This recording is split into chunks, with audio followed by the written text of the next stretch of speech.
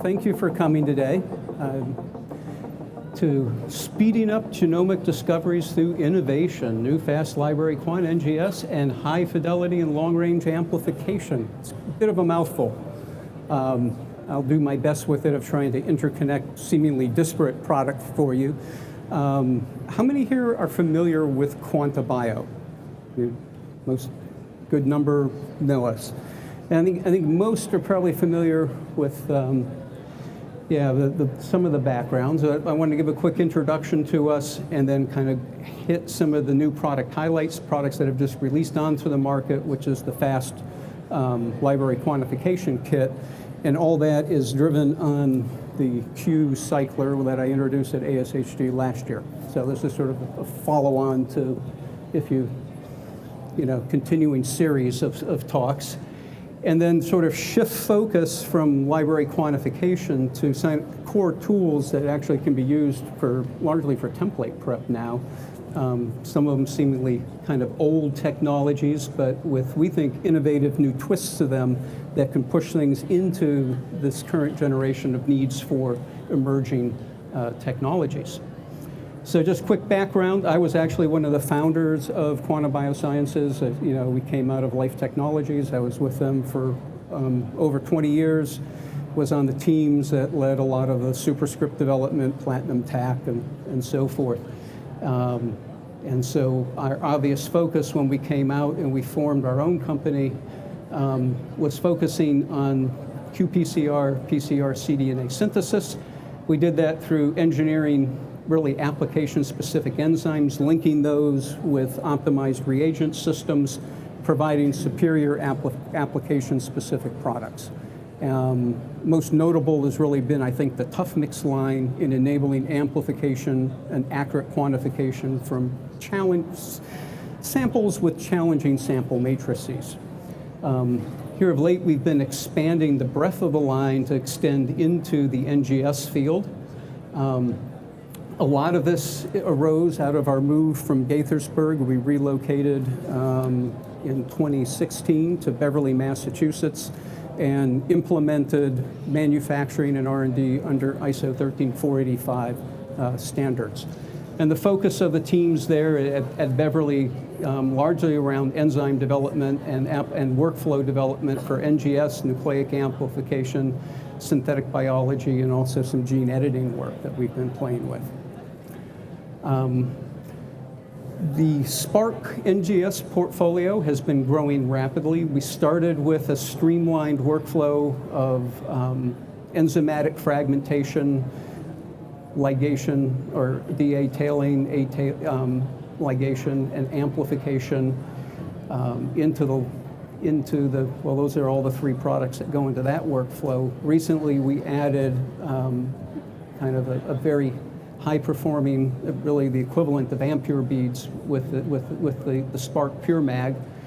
And now recently we've updated the whole library quantification system, and that's what I want to spend the first part of this talk and address for you. So most typical, there are new workflows out there that eliminate the need for library quantification, but the classic NGS workflows for Illumina-based platforms do have a fairly high requirement for library quantification at the end of the process. And that's obviously, why is that important?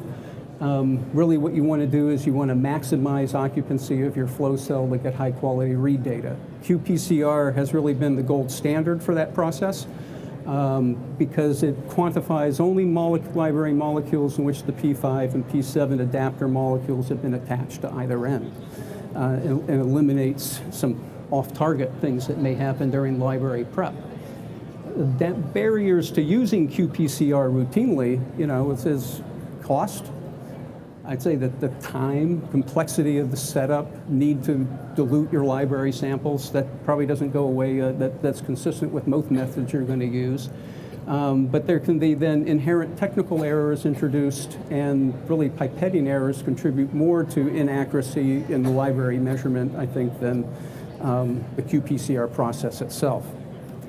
But we've looked to streamline all of that with our new sparQ library quant kit. This is sort of just a quick overview of the workflow. I'll go through each step individually, but the net result of this is really looking at faster time to results, improving your lab throughput, at least 60% shorter run times than typical cycling protocols, providing very accurate, reliable quantification over a broad range of GC content and library fragment sizes. Because this is running on the Q, I don't really have time to get into really great details on this. I'll highlight some of this, but this little instrument actually gives you the ability to do very accurate and reliable, highly, quantification down to 1.2-fold differences. What makes this very easy to use, I think, from the start is really it's all in the sparQ library mix. So this is it's a dye-based master mix. We've made this at a 1.25x concentration, and we've integrated both the P5 and P7 specific primers into the product. So your pipetting setup is very simple. It's just 2 steps. Add master mix to the tube, and then sample. And eventually, we hope to actually have the master mix in the tubes themselves for this, so that all you would have to do is add your sample. It's kind of a next evolution of this. But it's effective for both either 10 microliter or 20 microliter reactions that are typically used. Again, there's a stringent monoclonal antibody hot start used for the TAC in the product. Allows convenient room temperature setup. We've taken this through 20 freeze-thaw cycles. I think subjected it to well over a month at room temperature, and we've seen no degradation of performance. So the master mix keeps things off, and these primers are stable in this mix for a good long time.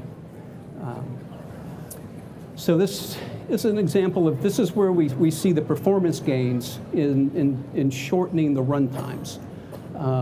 Some of this is coming from the sparQ library master mix, but a good part of it's coming from the Q cycler itself.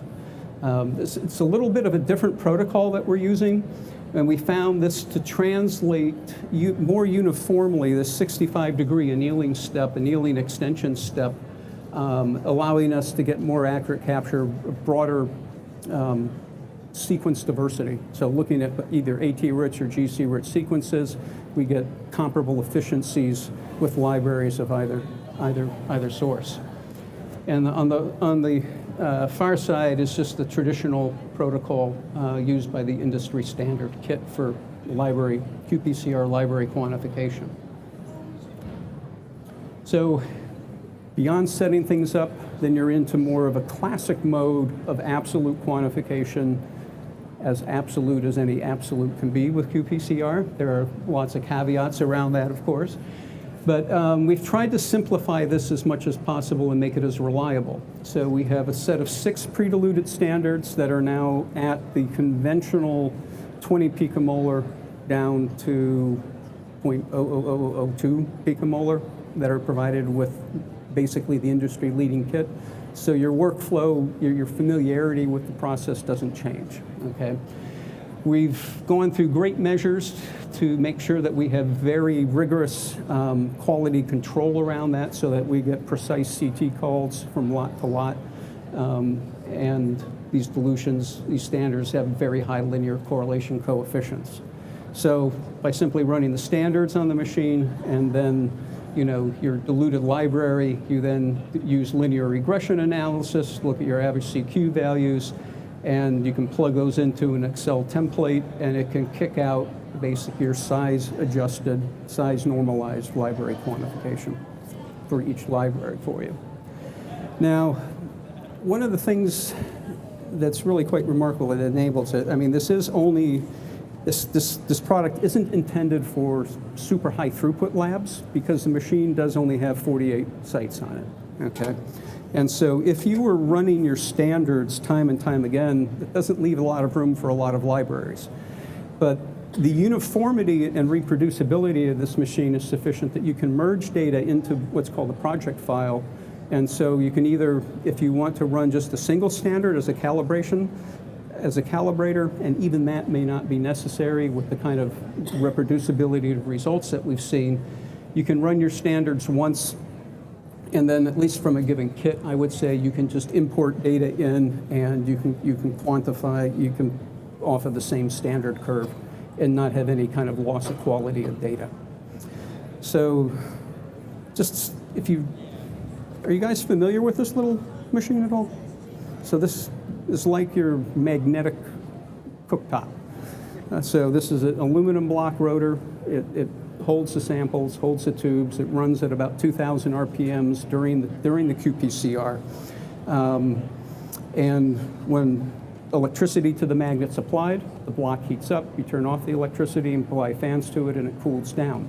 Because it's a continuous unit of mass, and it's the way the samples are arranged in a circular manner, you have phenomenal site-to-site temperature uniformity from each tube. One of the early things I did with Quanta is we developed an HRM kit, and I did using DNA melting and looked at the temperature differences at sites across what were supposed to be some of the most highly controlled block machines on the market. And you did a heat map, and it varied quite substantially. So if you were looking for a 0.1 degree difference in a class 4 AT SNP, and you had a half a degree variance over the block, it made it a little difficult. This machine greatly simplifies those kind of operations. The rotating nature of it, I think, helps samples equilibrate, or the reaction equilibrate the block temperature quicker. So you have faster ramp rates, you have more uniform ramp rates, and in effect, just better qPCR performance overall. And then this is backed by a very nice data analysis package. It's driven by LinReg algorithms for threshold and CQ calling. So just one example of that. So we're looking at this is a dilution of a pooled bacterial library. So we have 3 different bacteria that we normally use as a model system, and they vary in GC content from about 30% up to 68%. And we mix those together and use those as kind of our standard model system. So this is just the log-fold dilution of that pooled library sample, and we looked at 4 replicate samples over 4 independent runs. And you can see how uniform the data is. Another way to look at that, this is an AT-rich library. AT-rich sequences tend to be, I think, more problematic to amplify because there's greater change slippage during polymerase nascent chain extension.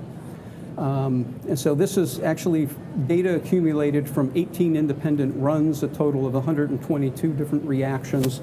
I think that's actually quite tight over that range. And then if you apply that and actually did the concentration value for this particular dilution of a library, you see that's very tight calls. Again, this is looking at a dilution of our 67% GC library versus a 27% GC library. So over this varying GC content, we have very consistent and constant amplification efficiencies. And so that allows us then to make accurate calls using a single set of standards against a wide range of different NGS libraries. And this just gives an example of sort of that fine level of resolution that can be achieved. We're looking at multiple replicates here with a 1.5-fold difference with each dilution of this particular library. But I guess the real money shot for you here is how if I'm using a Kappa kit right now, how am I going to stack up against an industry standard? So this is we looked at 18 different replicates for each kit here, 5 different RNA-seq libraries that we measured, and overall, I think we have very high concordance between the 2 different kits. So basically, same result, faster time, easier setup, simplified workflow, much less hands time on the bench.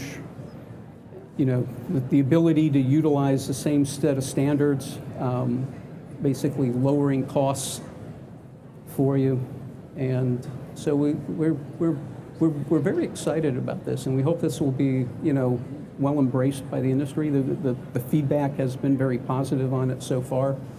The downside is right now at the moment, the kit is restricted to deployment on the Q. And so the project that we're currently working on is taking the core knowledge that we used in building the kit for the Q and testing it, re-optimizing it. Some of the different machines may require, seem to require slightly different cycling protocols, but we're looking at early next year releasing a universal library kit that then could be deployed on any platform and bring many of those same kind of convenience factors for library quantification to a broader range of qPCR instruments. So I would welcome you to go, if you're interested in our NGS product line. Eleanor was presenting a poster yesterday. I think that's still up. So if you want to look at the data in a little more detail, please visit the poster here. There's trifold brochures available at the booth over at 1620. Take a long walk almost all the way to the posters, and you'll find Quanta kind of buried back there. Or visit our NGS landing page. There's a wealth of resources, and there's a wealth of resources and tutorials and on actually using the sparQ Fast Library Quantification Kit on the Q on the website.